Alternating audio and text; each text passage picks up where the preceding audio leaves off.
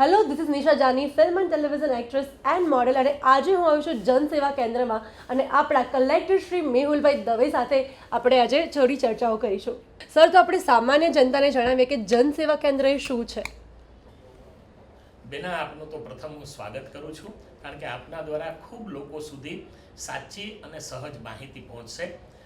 હું અત્યારે યાદ કરું છું, આજથી 24 વર્ષ પહેલાં જ્યારે આપણા માનનીય અને મનનીય વડાપ્રધાન નરેન્દ્રભાઈ મોદી સાહેબે અહીંયા મુખ્યમંત્રી તરીકે શપથ લીધા, ત્યારથી ગુજરાતની કાયાપલટ થઈ અને છેલ્લા 11 વર્ષથી એ જ્યારે ભારત વર્ષનું શાસન સંભાળી રહ્યા છે, ત્યારથી ભારત માતાને પરમ વૈભવના શિખર ઉપર પહોંચાડવા માટે અહર્નિશમ જાગરણીયમ લોકહિતમ મમ કરણીયમના એક એમણે જે આત્મસાત કર્યો છે મંત્ર, એને પૂર્ણતઃ કાર્યરત કરી રહ્યા છે.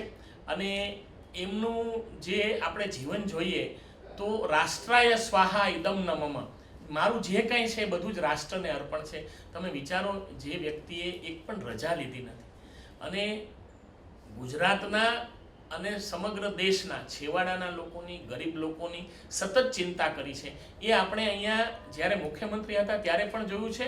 અને અહીંયા જે એમણે એક આખો નવો ચીલો ચાતરી અને વિકાસની એક વેગવાન અભિયાન ઉપાડ્યું હતું, એ આજે આખા દેશમાં જોઈ રહ્યા છે. હિન્દુસ્તાન એને આજે સાક્ષી બની રહ્યું છે. જેમ કે એ વખતથી આપણે જનસેવા કેન્દ્રનો વિચાર સાહેબે આપ્યો, અત્યારે તો એ પૂર્ણતઃ ખીલી રહી ગયો છે. જનસેવા કેન્દ્ર એટલે એક એવું કેન્દ્ર જ્યાં નાનામાં નાનો માણસ, ગરીબમાં ગરીબ માણસ આવી અને પોતાની કોઈ પણ સેવા હોય, 195 પ્રકારની સેવા છે. કોઈને 7/12ના દાખલા જતા હોય, કોઈને રેશન કાર્ડ કાઢવાનું હોય, કોઈને આધાર કાર્ડ કાઢવાનું હોય, કોઈને મા કાર્ડની વ્યવસ્થા જોતી હોય, આ બધી જ વ્યવસ્થા એક જ સ્થળેથી, એક જ જગ્યાએથી જન સુવિધા મળે એટલે જનસેવા કેન્દ્ર. અને ખરેખર એનો હેતુ જનમાનસની, સામાન્યમાં સામાન્ય માણસની સેવા કરવાનો છે. મને આજે આપને કહેતા આનંદ થાય છે કે ગાંધીનગરના 4 જિલ્લામાં એકદમ આધુનિક કક્ષાના જનસેવા કેન્દ્ર છે. આપણે વિઝ્યુઅલ બતાવ્યા છે, આપણે મુલાકાત પણ લીધી છે કે ત્યાં લોકોને જેમ બેન્કિંગમાં ને ત્યાં ટોકન સિસ્ટમ હોય છે, એ રીતે એસીની સુવિધાવાળું, પાણીની વ્યવસ્થિત સુવિધાવાળું, તમામ પ્રકારની સગવડતાવાળું, એકદમ સ્વચ્છ અને એકદમ માણસને ગમે ત્યાં બેસવું એટલું સુંદર વાતાવરણવાળી તમામ સરકારની સ્કીમોની માહિતી આપતા બોર્ડ સાથેની તમામ વિગતો સાથેના એક મોટા ખંડમાં આખું આયોજન કરેલું હોય છે. ત્યાં અલગ અલગ અમે કાઉન્ટર બનાવેલા હોય છે અને એ કાઉન્ટર ઉપરથી એ વ્યક્તિને પૂરું માર્ગદર્શન મળે, એનું ફોર્મ મળે. ફોર્મ ભરાવવાવાળા પણ અમારા વ્યક્તિ હોય છે. સાવ અભણ કે ગરીબ આવે તો અમે ફોર્મ પણ ભરી આપતા હોઈએ છીએ અને આ રીતે એને ફોર્મ ભર્યા પછી એની સેવા તુરંત ઉપલબ્ધ થાય છે.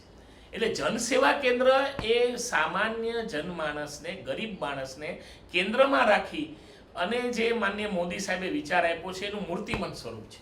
જી સર. આ જે વિકાસની ગાથા માનનીય મોદી સાહેબે શરૂ કરી, એમાં હું વિશેષ રૂપથી એ પણ કહેવા માગીશ કે ગાંધીનગર લોકસભાના આપણા માનનીય સંસદ સભ્ય છે અને ભારતના માનનીય ગૃહ અને સહકાર મંત્રી શ્રી માનનીય અમિતભાઈ શાહ સાહેબની એટલી સક્રિયતા છે કે નાનામાં નાના વ્યક્તિને એનો લાભ મળે. એ ગામડામાં જઈ સભા લઈ ગામડાના લોકોને મળીને પૂછે છે કે આ તમને મળી ગયો લાભ, અને અમે પણ તમામ યોજના એના સેચ્યુરેશન સુધી પૂરેપૂરી પહોંચે એ માટે સતત કાર્યશીલ છીએ. અને આ બાબતમાં અમને આપણા સાધક કક્ષાના મુખ્યમંત્રી આપણને મળેલા છે, જે સતત ગુજરાતના વિકાસની ચિંતા કરતા સતત કાર્યરત છે. એમનું સતત અમને માર્ગદર્શન અને પ્રેરણા મળે છે. અને આપને જણાવતા મને આનંદ થાય છે કે સમયાંતરે દર 15 દિવસે અમારે પણ તમામ રિપોર્ટિંગ ત્યાં કરવાનું હોય છે. એટલે એવું નથી કે માત્ર અમે જ કરીએ છીએ. આ અપ ટુ અને મુખ્યમંત્રીથી કક્ષાથી લઈ અને અપ ટુ તલાટી લેવલ સુધી તમામ યોજનાઓનું સમયાંતરે સુપરવિઝન થાય છે અને એનું સેચ્યુરેશન થયું કે નહીં એની સ્પષ્ટ મૂલવણી થાય છે. વિકાસ સપ્તાહ અંતર્ગત જનસેવાની આપણને માહિતી જે મળી આપણા સર સાથેથી, કલેક્ટર શ્રી મેહુલભાઈ દવે પાસેથી, એ બહુ જ પરફેક્ટ હતી અને હું આની સાક્ષી રહી ચૂકી છું કે બધા જ કામ બહુ જ સરસ રીતે થાય છે. તો thank you so much sir. અને બસ આ જ રીતે અમારી સાથે જોડાયેલા અને આ જ બધા કામ કરતા રહો. આપનો પણ ખૂબ આભાર. ખૂબ લોકો સુધી આપના માધ્યમથી અમારી સાચી વાત પહોંચે. જી સર, થેન્ક યુ.